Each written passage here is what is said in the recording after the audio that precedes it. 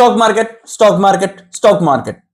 Market అంటే trading చేయడం, డబ్బుల్ని పోగొట్టుకోవడం, అదే మనకు తెలిసింది. లేదంటే స్టాక్స్ లో చేయడం, ఇన్వెస్ట్ చేయడం, రేపటికల్లా డబల్ అయిపోవాలి, ఇది ఇంకోటి కూడా. అండ్ ప్రతి ఒక్కరు చూడండి ఎంత గ్రీడ్ ఉంటారు అంటే, డబ్బులు పెడితే 2 days కి డబల్ అయిపోవాలా, 3 days కి డబల్ అయిపోవాలా. కొంచెం బ్రెయిన్ ఉందా లేదా?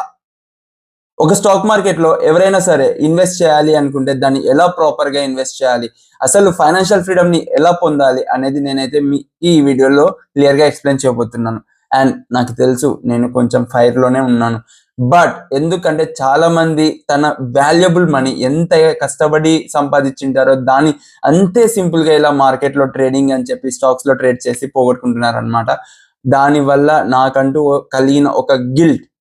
ఎందుకంటే స్టాక్ మార్కెట్ లో మనం ఎంత ప్రాపర్ గా ఇన్వెస్ట్ చేసి సంపాదించుకోవచ్చు నేను రియలిస్టిక్ గా చూస్తున్నాను. ఇప్పుడు ఇదే వీడియోలో నేను మీకు హిస్టారికల్ అనేవి అంటే లాస్ట్ 30 years లో ఉన్న రియల్ డేటాను తీసుకొని మీకు చూపించబోతున్నాను తప్పితే నేను ఏదో శాంపుల్ క్యాలిక్యులేషన్ చేయట్లేదు. సో మీకు అది తెలియాలి అంటే మీరు ఈ వీడియోని క్లియర్ గా చూడండి, చూస్తేనే మీకు అది అర్థమవుతుంది అనమాట. ఓకేనా? అండ్ నేను చేసే కంటెంట్ మీకు నచ్చేటట్టయితే లైక్ చేయండి, నచ్చకుంటే ఖచ్చితంగా డిస్లైక్ చేయండి, బట్ కామెంట్ అయితే చేయండి. మీరు కామెంట్స్ చేసే కొద్దీ నాకు కూడా క్లియర్ గా అర్థమవుతుంది మీరు నా నుంచి ఇంకా ఏం ఎక్స్పెక్ట్ చేస్తున్నారు అని చెప్పేసి. ఓకేనా?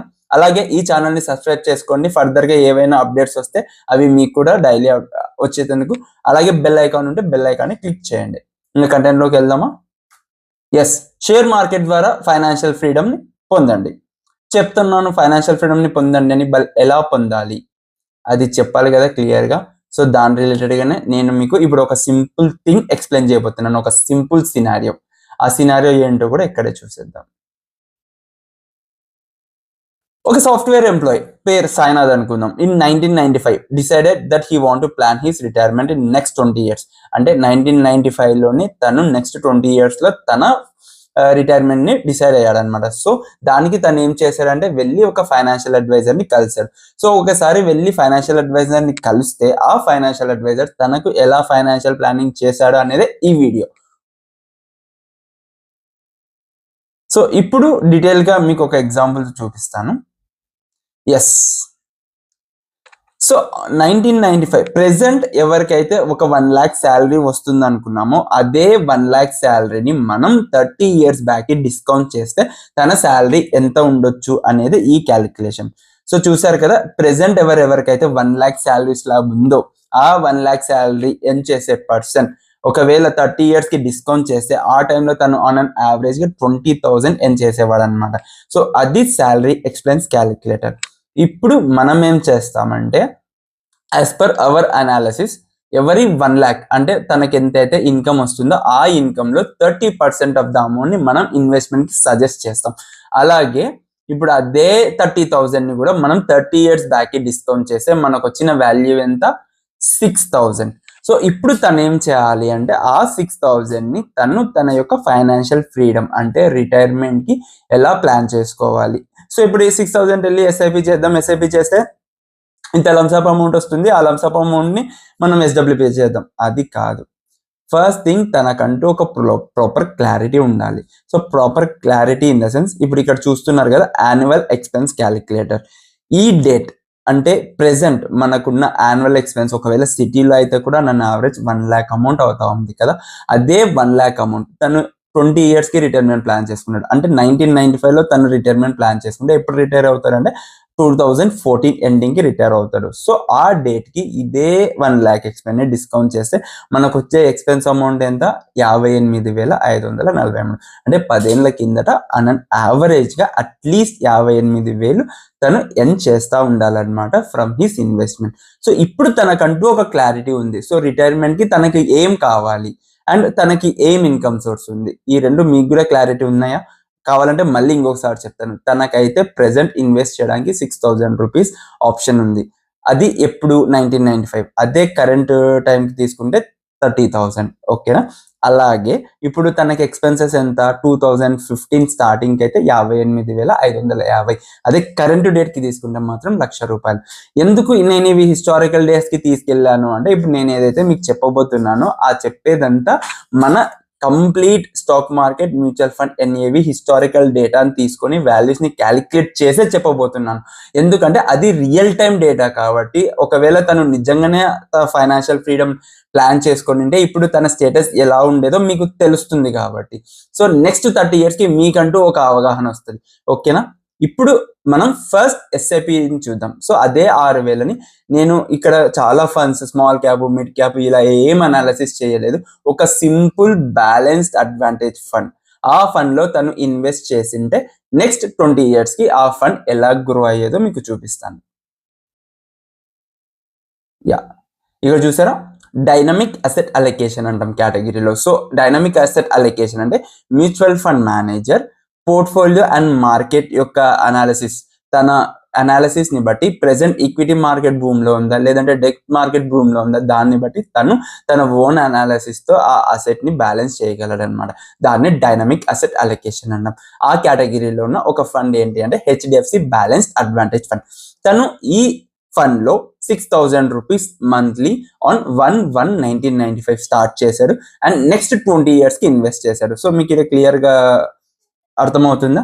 లాంచ్ డేట్ ఇది, ఎన్ఏవి డేట్ యాజ్ ఆన్ 31/12/2014 అయితే 138 rupees. ఓకేనా? యూనిట్స్ వచ్చేసి 1,56,368 యూనిట్స్ ఉన్నాయి. ఓకే, నెంబర్ ఆఫ్ ఇన్స్టాల్మెంట్స్ ఎంత? 240 ఇన్స్టాల్మెంట్స్, 20 years కాబట్టి. ఇన్వెస్ట్మెంట్ అమౌంట్ ఎంత? 14,40,000. Okay, SIP value as on 31/12/2014 తనకున్న ఎస్ఐపి అమౌంట్ వచ్చేసి అయితే ఆల్మోస్ట్ 2,16,84,937 రూపాయలు. డన్.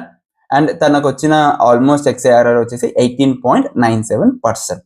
సో ఇప్పుడు తన ఎస్ఐపి వచ్చి 2014 ఎండ్కి ఆల్మోస్ట్ 2.16 crore గ్రో అయిందనమాట. ఇప్పుడు దాని నుంచి తను ఏమేం చేయాలి? తను he want to retire. Okay, నేను ఇంకా జాబ్స్ అన్ని మానేస్తాను, నేను రిటైర్మెంట్ అవ్వాలి అనుకున్నాను. So he decided to come out from all the jobs. తన ఇన్వెస్ట్మెంట్ ని తన యొక్క పెన్షన్ కోసం ప్లాన్ చేసుకున్నాడు. సో ఇప్పుడు తను ఏం చేయాలి? ఇది dynamic asset allocation which is mixed of equity and debt కాబట్టి సో తను ఈ ఫండ్ నుంచి కంప్లీట్ గా బయటికి రావాల్సిన అవసరం లేదు. అదే ఫండ్ లో ఇన్వెస్ట్ చేస్తా తనకి కావాల్సిన ఎక్స్పెన్స్ అమౌంట్. సో నేను ఇక్కడ చూపిస్తాను.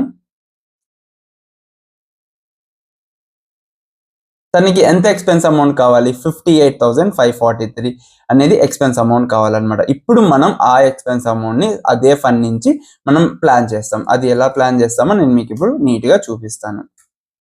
HDFC balance advantage fund. So తన దగ్గర ఉన్న అమౌంట్ ఎంత ఉంది? ఇక్కడ 2,16,00,000. ఓకే, సో ఆ అమౌంట్ ఇక్కడ వేసేద్దాం. సో తనకి ఇది లాస్ట్ డేట్ అంటే 2014 కదా. Okay, 2014 December 31st. So monthly withdrawal ఎంత? 58,500 అంతేనా? 58,550 వేసుకుందాం. Okay, so annual increase inflation 6% వేసుకుందాం. సో ఎస్డబ్ల్యూబి ఎండ్ డేట్ అంటే కరెంట్ డేట్ వరకు ఎంత అమౌంట్ వచ్చేదో చూద్దాం మనం. Okay, so 2025 April 20, evaluation date కూడా April 20. సో ఇప్పుడు చూడండి తన ఫండ్ ఎలా గ్రో అయిందో.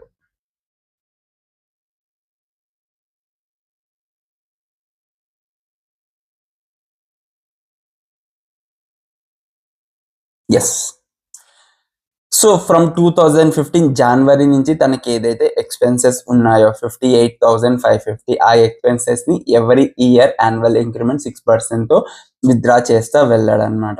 సో ఇనిషియల్ ఇన్వెస్ట్మెంట్ ఎంత ఉంది? 2.16 crore. బ్యాలెన్స్ అమౌంట్ ఎంత ఉంది? ఇప్పుడు తను కంప్లీట్ గా తన ఎక్స్పెన్సెస్ ని విత్డ్రాల్ చేసుకున్న తర్వాత ఉన్న బ్యాలెన్స్ అమౌంట్ అంటే 6 crores. టోటల్ గా ఈ 10 years కి తను ఆల్మోస్ట్ ఎంత విత్డ్రా చేశాడు అంటే 96,80,243. ఎక్స్ఐఆర్ఆర్ వచ్చేసి 13.31% వచ్చింది అండ్ అబ్సల్యూట్ రిటర్న్ వచ్చేసి 221.47%. సో 2015 లో తను 58,550 విత్డ్రా చేశాడు. బట్ ప్రెసెంట్ ఉన్న ఈ దానికి 58,000 సరిపోదు కదా. సో మనం ఏమేం చేసాం? యాన్యువల్ ఇంక్రిమెంట్ చేసామా? సో ప్రెసెంట్ అయితే నేను ఎంత విత్డ్రా చేస్తుండొచ్చు? ఆల్మోస్ట్ 104,854 రూపాయలు నేను విత్డ్రా చేస్తున్నా. సో ఇప్పుడు మీకు క్లియర్ గా అర్థమైందా? ఒక పర్సన్ 30 years టైం పీరియడ్ లో బ్యాక్ వెళ్ళి విత్ ఇన్ 20 years తను రిటైర్మెంట్ అయ్యి then he want to plan his pension అంటే ఎంత నీట్గా చేయొచ్చో మళ్ళీ ఒక్కసారి స్మాల్గా రివైజ్ చేస్తాను. ఏం లేదు, మనం 30 years బ్యాక్ వెళ్ళాం. సో 1995లో ఒక పర్సన్ సాయినాథ్ అనే అతను 20 yearsలో రిటైర్ అవ్వాలి అనుకున్నాడు. ఆ టైంలో తన ఇన్కమ్ వచ్చేసి 20,000. ప్రెసెంట్ ఇన్కమ్ 1 lakh డిస్కౌంట్ చేస్తే అప్పటికి అది అయ్యేది 20,000. దాంట్లో 30% అంటే ఒక 6,000ని ఎస్ఐపి చేశాడు నెక్స్ట్ 20 years. అలా 20 years ఎస్ఐపి చేసిన తర్వాత ఆల్మోస్ట్ అదే ఏయుఎం 2.16 crores గ్రో అయిందనమాట.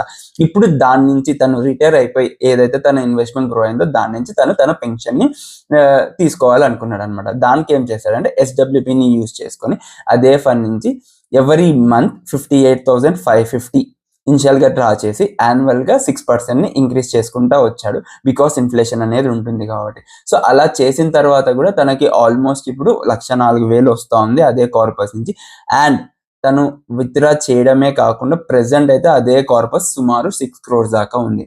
ఒక్కసారి అజ్యూమ్ చేసుకోండి, తనకి అసలు ఏం ప్రాపర్టీస్ లేవు, తనకి జస్ట్ శాలరీడ్ ఇన్కమే ఉంది. అలాంటి person just 30% of the salary invest చేస్తా ఆల్మోస్ట్ ఇప్పుడు 6 crores అసెట్కి ఒక ఓనర్ అయ్యాడనమాట. సో అదే 30 years ఫ్యూచర్లో కూడా డెఫినెట్గా రిపీట్ అవుతుంది. బికాస్ ఎందుకంటే మన ఇండియన్ మార్కెట్స్ అంతే స్ట్రాంగ్గా ఉన్నాయి.